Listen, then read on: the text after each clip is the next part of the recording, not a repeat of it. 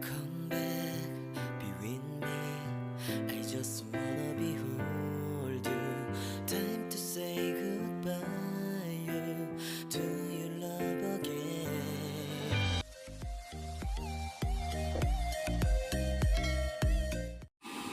Guys, update tayo sa post dito sa Showtime. Parang nawiwerdohan lang sila sa katanungan ni Jackie kanina sa Showtime. Kumbaga, pass is pass na, naka-move on na si Kimi.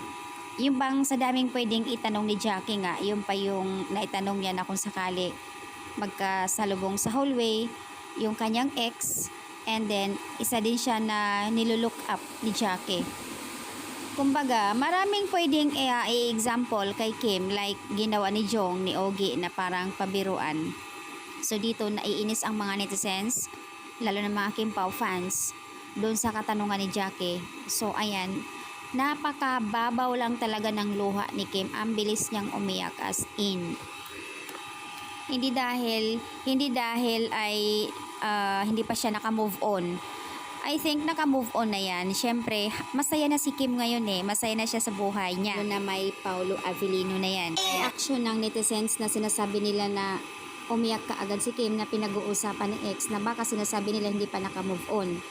Ang babaw lang talaga ng luha ni Kim. Hindi naman porkit umiyak ay hindi pa siya naka-move on. Pansinin nyo guys, masaya si Kim ngayon.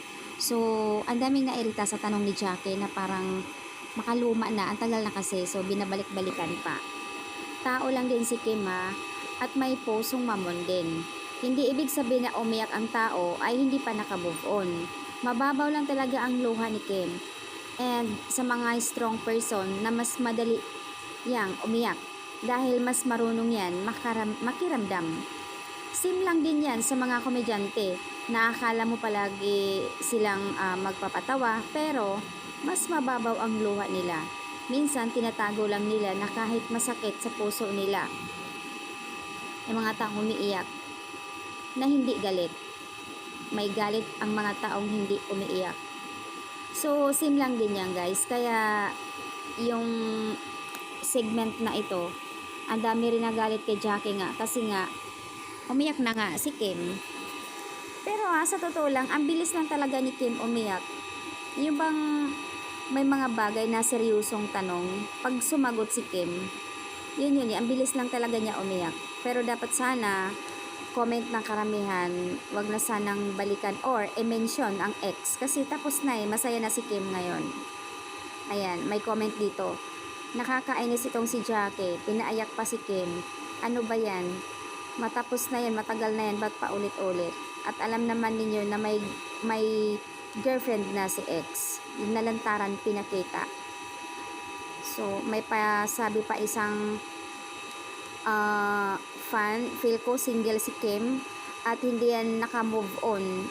Kasi, hindi yan iiyak kung naka-move on na yan. Ayan tuloy, may nag-react dito. Porque ba umiyak, hindi pa naka-move on? Di ba pwedeng umiyak kasi naalala niya yung panahon na nasayang sa ang 12 years. Pero, guys, masaya na si Kim ngayon. Kaya, sana, wag na nilang bigyan ng kahulugan ang pag-iyak ni Kim kanina na sinasabi nila hindi pa naka-move on.